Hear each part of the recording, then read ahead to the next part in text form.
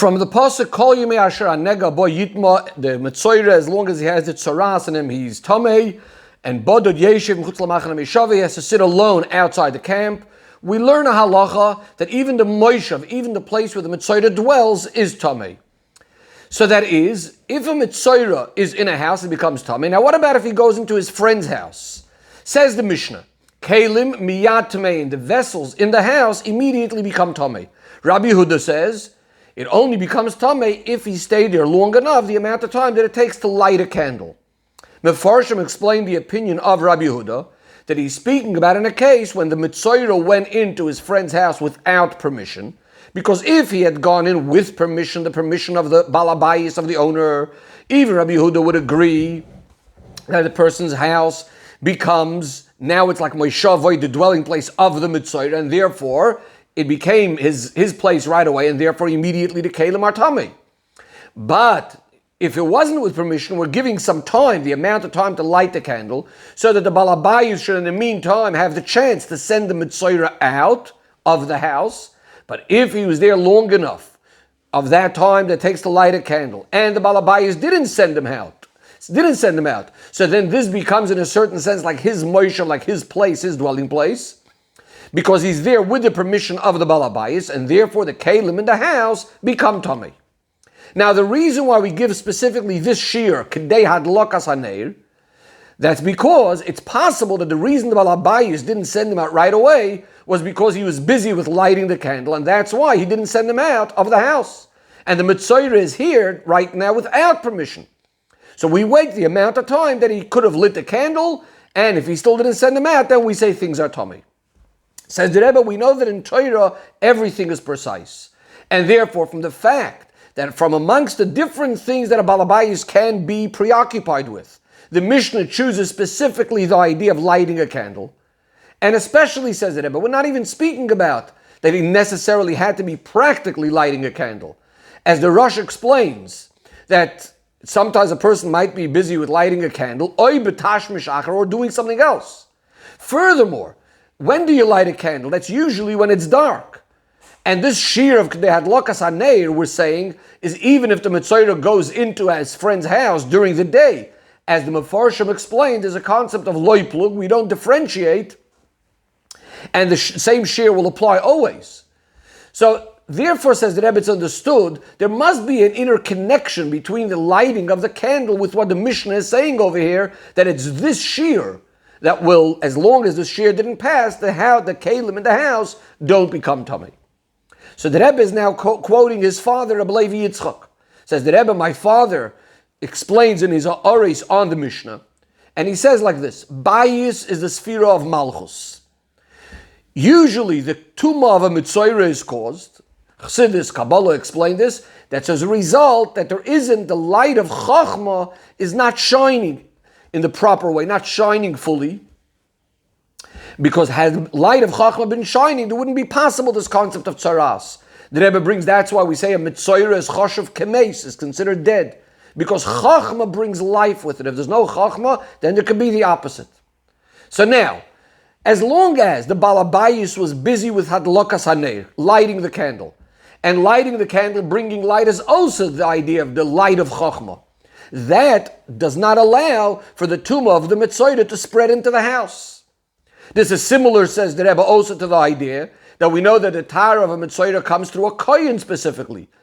The Metzoira is brought to the kohen, the yotza kohen, or the kohen goes outside, etc., with its checking out the tzaras and giving his psak. Why a kohen? So it's also explained in Chassidus, and look at the Torah, the Alter Rebbe explains, because the kohen brings down the oir ha-chochma. He's the one that could cause the purity, and causing that the person should actually be said that he's a tahir, etc. Says the Rebbe, in regards to the fact that we say that the Metzoira is metami, specifically after the shir of lighting a candle, so the following question could be asked. Even if it's true that the balabayis is busy with lighting the candle, but seemingly his preoccupation isn't so great that he can't, while he's lighting the candle, at the same time be telling the Metzoira to go out of the house. So the Mefarshim answer that this shir of lighting the candle is specifically speaking about lighting the candle of Shabbat, Hadlokas Neder Shabbos Kodesh. And this is why this person can't be mafsik to tell the Mitzoira to leave the house because he's busy with lighting Shabbos candles. And now since lighting Shabbos candles specifically needs this particular shear, so now by the other days of the week, we also go by this shear of Kadei Hadlakas HaNeir. Again, we don't want to differentiate between one day and the other and so on. Says the Rebbe, based on what the Rebbe's father had explained, that the reason for Kadei Hadlakas HaNeir, because as we explained before, the idea of lighting the candle, bringing the light of Chachma, does not allow the tumah of the Mitzoira. Says the Rebbe, then it follows that the koyach that's specifically not allowing the tumah of the Mitzoira is specifically the lighting of Shabbos candles. Because the main shear, again, is based on the concept of lighting Shabbos candles. So how do we understand this? Says the Rebbe, let's remember that the Mishnah is not speaking about the tumah of Mitzoira for itself. We're speaking about the tumah of the Mitzoira, how it could spread into a house. Therefore, this is specifically connected with lighting Shabbos candles because Neider, Shabbos Kodesh, as we know, are different than other candles, which we know that they specifically are the idea that bring shalom bayis, peace into the house. They illuminate the house, as Chazal tell us the reason is a person shouldn't stumble over a piece of wood or a stone. They are making sure that in the house no negative things should be taking place. This is why the neiros in the house are also the ones that are causing that the tumah shouldn't be spreading into the house. That's why it's associated specifically with the shear of the Shabbos candles. Says the Rebbe, but the question could still be asked, shalom bayis, that is caused by the Ner Shabbos, seemingly is accomplished by the physical light of the candle. Now, seemingly every single candle that's lit, even if it's not a Ner mitzvah, will also bring light into the house, causing that a person shouldn't stumble on a piece of wood or a stone, and therefore will also bring shalom bayis. So what's the advantage specifically of Shabbos candles that we're saying that it's these candles that make sure that there shouldn't be in the house the opposite of shalom, and also they are the ones that cause that the tumah shouldn't be able to spread? Says the Rebbe, but the truth of the matter is it's not the case. There's a big difference between Shabbos candles and other candles. Regular light, if it's not associated with Ner mitzvah, not necessarily is it always guaranteed it's going to bring peace.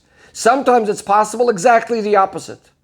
That when the lights are on, so suddenly you could start seeing a person or a certain streak within the person, something that actually you can't tolerate, something that you can't stand. So in other words, the light now caused the opposite of shalom. It brought to your attention something negative. It's only the true light, the light of Ner mitzvah v'Torah oir, since kol ha'Torah, the whole Torah was given to bring shalom in the world. So that's why it's only the light of a mitzvah is the real, sure, absolute cause that brings unity and peace and shalom bayis. Says the Rebbe, this was all an explanation of the connection between Neder Shabbos Kodesh with the idea of not allowing any sort of tumah into the house. But from the fact that this shear of lighting the candle, the Shabbos candle, is specifically brought in regards to the tumah of Mitzoira, which is considered, so it's understood that the protecting of this very harsh tumah is specifically connected with Neder Shabbos Kodesh. So the simple idea, says the Rebbe, we could say is that one of the reasons for tzaras is Lashon Hara. Now, Lashon Hara is about separation between people, and that's why the tikkun for this, the correction for this, is through Neder Shabbos Kodesh, which is the idea of shalom bayis. But the Rebbe wants to explain this a little bit deeper based on Chassidus al pi Pnimi Yisrael Yonim. So the Rebbe first brings a Maimer Chazal that says, Haragil b'nei is someone that is regular in having candles, as we'll soon see it's referring to the candles of mitzvah. Havilim bonim talmidei chachamim will have children talmidei chachamim. Rashi says, because the pasuk says ki neir mitzvah v'toira oir, that through neir mitzvah, having the neir of mitzvah of Shabbos candles, Chanukah candles, that brings the light of Torah, children talmidei chachamim.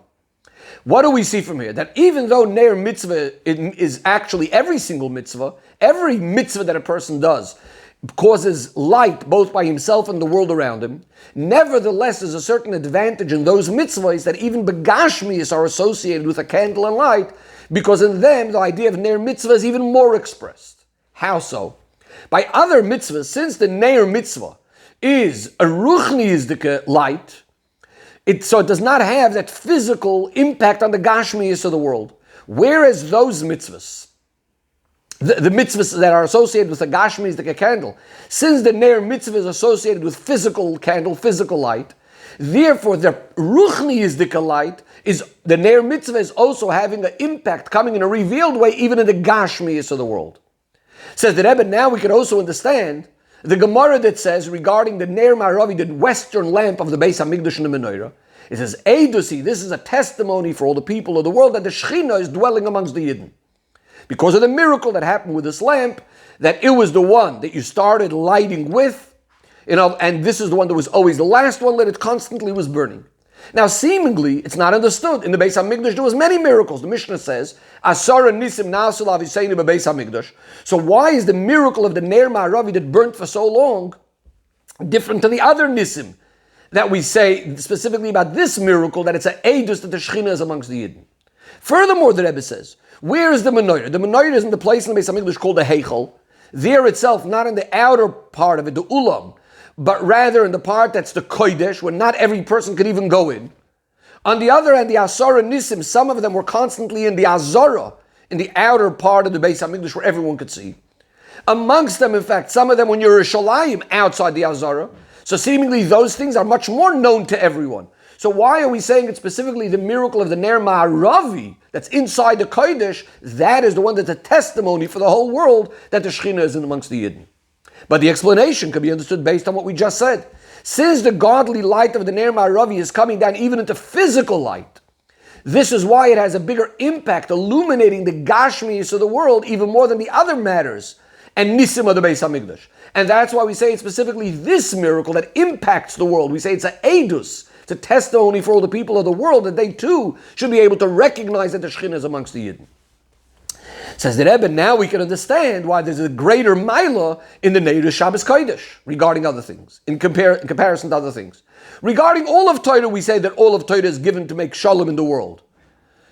It brings peace into the world. But there again, it's going to be mainly a Ruchni Yizdika peace. Whereas Neiru Shabbos Kodesh, where the Shalom that's accomplished is expressed in Shalom Bayis in the literal sense, that itself shows that this mitzvah causes the idea of Shalom in the world with greater strength.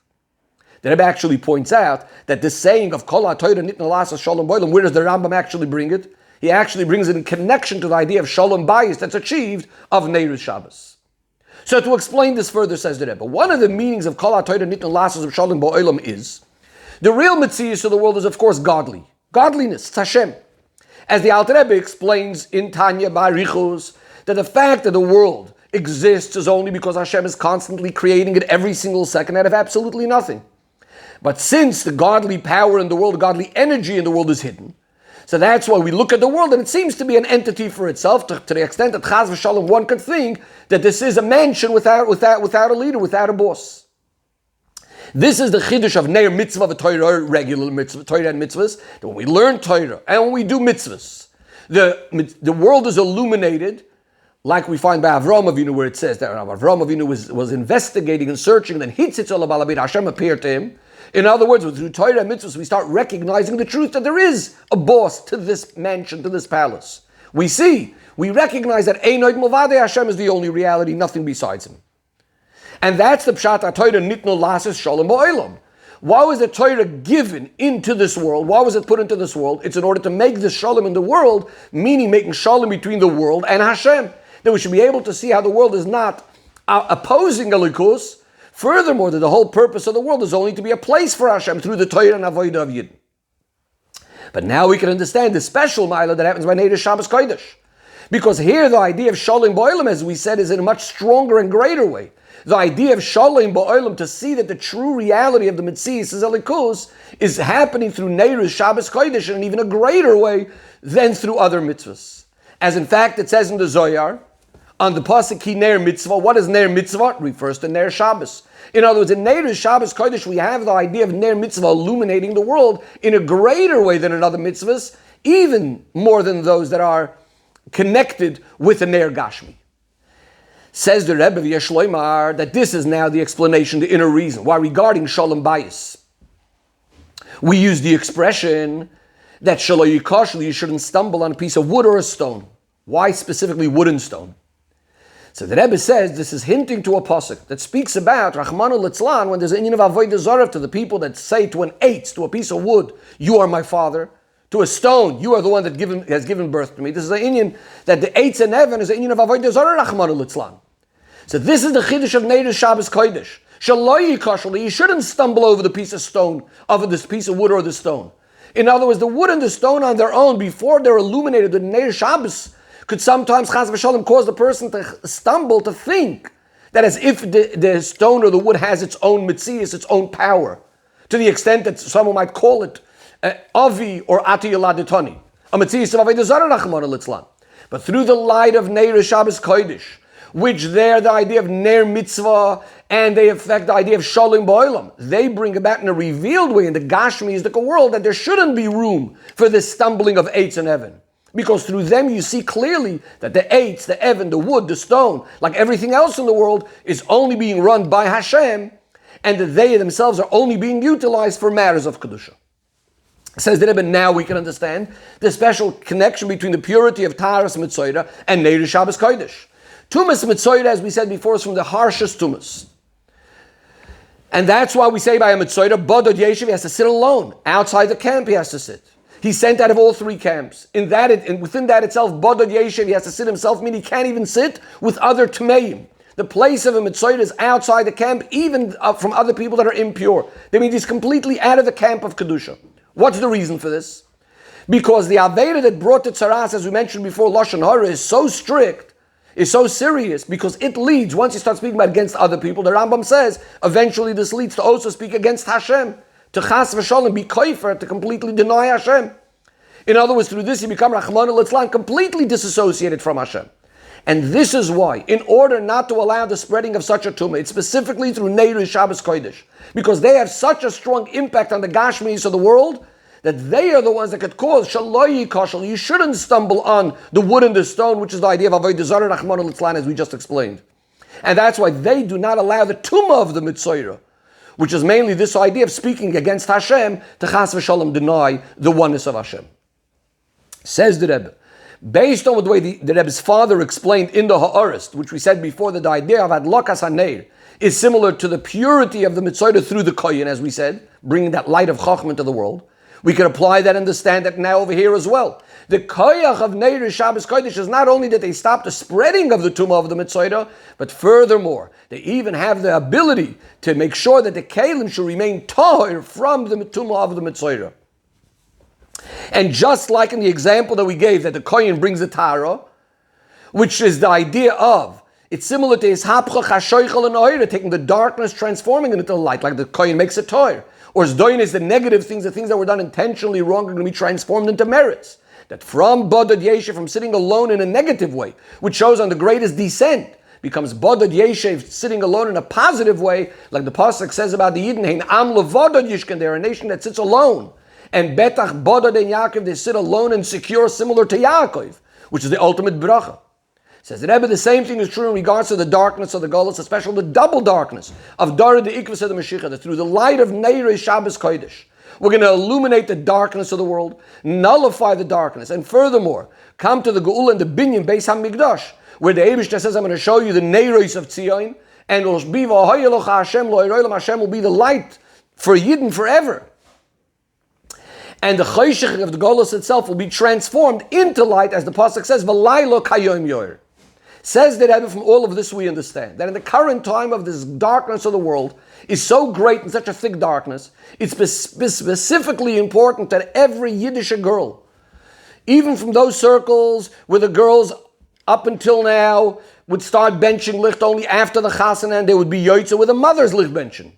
But the correct way is that right as soon as they come to chinuch, they should start, as soon as we can explain to them the meaning of Neder Shabbos and Yom Tov, they should start benching licht by themselves. And the Rebbe points out in a footnote over here, Lahoyer, the Rebbe says, and very, very important, that in a house where the mother, for whatever reason, is not lighting candles, then everyone agrees that the daughter has to light candles, or at least when she turns bar mitzvah. And therefore the Rebbe says we have to put in an extra effort into this.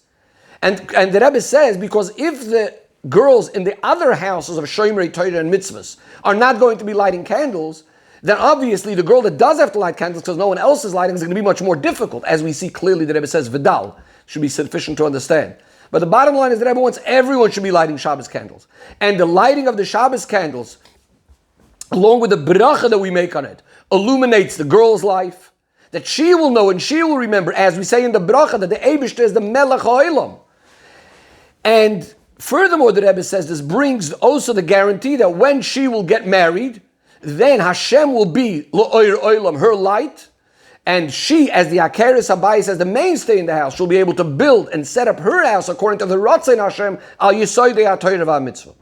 Says the Rebbe another important reason for this idea of lighting candles for all Jewish girls. We mentioned earlier that through lighting Shabbos candles, we're zoicha to children, to sons-in-laws that are Talmidei Chachamim. So the Rebbe says something very interesting. In earlier years, when the Seder was that the parents decided the shidduch for their daughter, so therefore the main thing was the schus of the mother's lighting Shabbos candles, that her daughter should get married to a Talmid Chacham. These days, however, for whatever reasons, practically, whether we want it, whether we don't want it, but the shidduch is decided mainly by the daughter, so therefore it's even more important that she should be lighting Shabbos candles so that the Ner mitzvah that she is going to light is going to give her the schus that she will get married to a Talmid Chacham. Says the Rebbe, these days, when even in frum houses, when people are not always sure that the parents are going to have any absolute decision of how the daughter is going to be when she grows older, so therefore it's so much more important to try put in the extra effort that as early as possible, as soon as she comes to the age of chinuch, she should already, to light Shabbos candles, she should already start lighting Shabbos candles every Erev Shabbos and Erev Yom Tov. And that's going to strengthen the certainty that she'll grow up, raise her, and that she will get married to a Talmid Chacham.